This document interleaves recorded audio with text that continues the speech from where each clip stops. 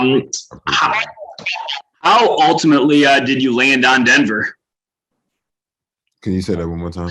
How ultimately did you settle on Denver in free agency? One of the teams that reached out, one of the first teams that reached out, based on their personnel, the season they've had, the last couple seasons. I thought it was fitting. The environment, the culture, the players, the coach, that's, the atmosphere, the type of environment you look for in an organization. And it was a no-brainer. I felt like I can be, it can be a special season, something you look forward to being a part of. So I thought it was a no-brainer to join. Next, we'll go to Pat Graham with the Associated Press. Hey, Jeff, welcome to Denver. Two-parter for you. Number one is, given this is your 11th team, how nice is it to have some stability with a multi-year deal? And the second part is I bet you can give scouting reports on teams better than most coaches these days. Yeah, I mean, it is, it does feel good to, finally, lock in something, more than 1 year. And as far as scouting report, I mean, given the years I've been in this league, it's something that, just comes in natural to, guys who've been in a long time of understanding, the teams that you go against. Reading the scouting report, watching film, you become familiar with a lot of teams, a lot of coaches, things they like to do. So, I mean, besides just being on a number of teams, I think just the years I've been in this league gives myself an advantage to being able to help with a scouting report. We'll go back to Mike Singer.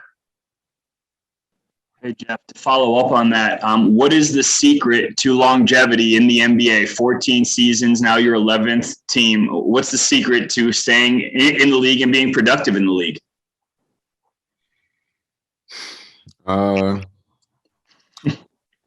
don't know. For me, it's, God has blessed me with the talent, with the ability to have longevity in this league. And I'm just doing my part in, trying to, keep the body right, make sure I'm doing what I have to do to, prepare myself every night, every season. I put my money into my body. I make sure that I'm listening to my body. I'm putting the right people around, my group to, make sure, each summer, each season, I'm having a successful year. And, it's been working. My wife has been great as far as, allowing me to do what I have to do to prepare for the season. So, I can't take all the credit. And this, things have been great for me these last couple of, years as far as health. So, I just got to, keep it going and try to keep this thing going. We'll go to Pat Graham. Hey, Jeff, not to harp on this, but, I've been in the same house for 20 years and I can't imagine moving as much as you have. How do you rent and buy, or how do you make home feel like home for you when you move so much? First of all, I just rent. Secondly, I mean, end of the day, my job is to play basketball. I appreciate every city that I've been in. They have always opened their arms to me as far as, helping me and my family, learn the city. And, you have to be adaptable and to the environment. And that's why I've been, and I've enjoyed every, spot that I've had during my journey. I wouldn't trade it for anything. People look at my amount of teams, but I mean, it's going into, 15th year in the league, 14th year playing. I mean, I wouldn't trade it for the world. It's been a blessing. It's been a fun ride, and, it's been great. I've been able to live and enjoy, these cities that I played in. So, it's been a fantastic career, and I just want to keep it going. And now I'm in, the great city of Denver, with some good people. So I'm looking forward to it. Next, we'll go to Ashley Neville, Mile High Sports. Hey, Jeff, welcome to Denver. I'm curious, I wanted to ask about Stanley Remy and the impact that he's had on you all these years and the training that you've done with him. Yeah, Stanley, that's my guy. He's somebody who really forced me to think outside the box. Coming to the league, you know, I was good for, being athletic. I always, fell back on my athleticism. When things broke down, that's the first thing I thought about was athleticism. And, he forced me to think out the box. He forced me to learn to be creative, with the skill set of basketball as far as, venturing out to different things as far as, being able to put on the floor, being able to, do different things on the floor. And, throughout the last couple of years during the summer, we've been working extremely hard, 5, 6 days a week, sometimes twice a day as far as, expanding my game. And I think that's been a great part, of that longevity on the question that was asked earlier. As far as, putting a great group, he's part of my group. He's a viable piece in my circle as far as making sure that I'm, prepared going into each summer. And, he's been doing a great job as far as, watching games, breaking down games, and, figuring out multiple ways I can impact games. And he's been a big part of, the success I've had, these last couple of years. Next, we'll go to Harrison Wind, DNVR. Hey, Jeff, having the chance to play alongside a superstar like Nikola Jokic on a contending team, how much did that kind of pull you to want to come to Denver? It's big. It's big. Watching him from afar, playing against him a couple of times, each year.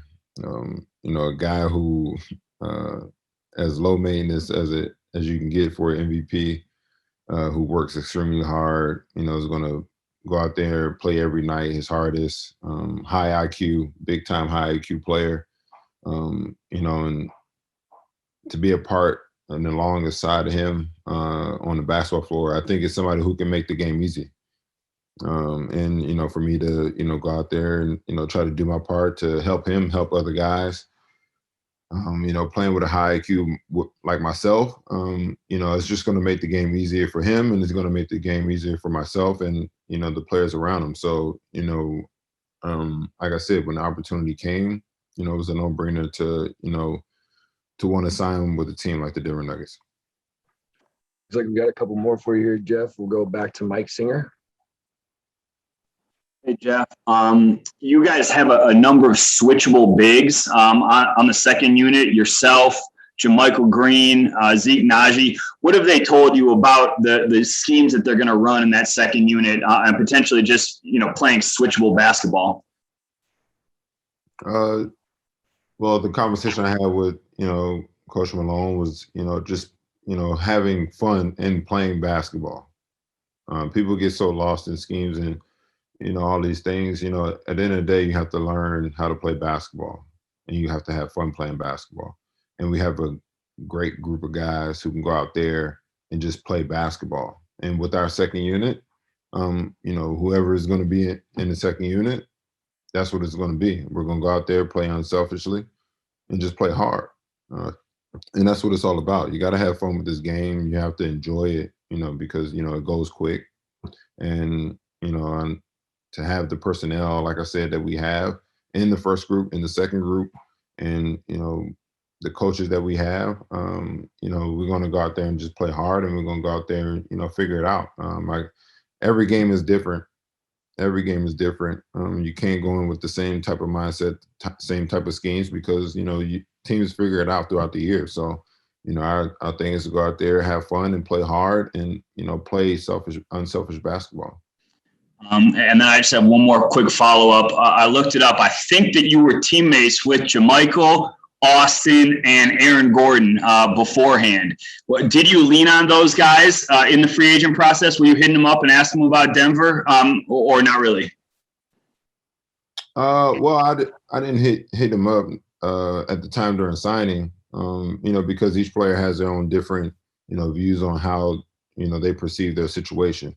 And their view would be different from mine. So, for me, my decision is totally different from theirs. I have a family, I have 2 kids and, a lovely wife, and, my decision comes from them. We sit down and me and my wife, we talk it out. We look at the city, we look at, the surrounding, things that come with going to this team, the personnel, the front office, and we figure it out. Now I talked to them recently. I talked to Aaron. Actually, I talked to Aaron today and yesterday. I talked to Austin a couple of days ago. Haven't had the chance to speak with Jermichael, but I know those guys. I know their characteristics. I know what they bring to the table, and for them to resign, for them and for Aaron to be here, to be teammates again with them. I know it's going to be fun because I know those guys. We'll take one more question from Pat Graham. Hey Jeff, I was just kind of curious. So, what's the perception of this team on the outside looking in? I mean, when you think about this team, what do you think of? And does perception meet reality? And I know that you haven't really delved in too closely, but what was your perception of this team? They're a team. They're going to go out there. They're going to play hard every night. They play unselfish basketball. They share the ball. They move the ball. They play fast, and they play for each other. That's exactly what you think when you play against the Nuggets. Last year, that's what we thought, and it's just not Joker when you go out there on the floor. Obviously, he's the MVP. He does great things for this team, but they have a lot of other weapons. And Porter Jr., obviously Aaron, Will, Monte, Jamal when he's healthy, when he's out there on the floor. So you have a lot of weapons on this team. So, it's a team that's going to play together and they're going to play hard. And that's the scouting report, and that's what you see from the team. All right, Jeff, that'll do it. Thanks for taking the time today, man. No problem. I appreciate it. Nice meeting you guys.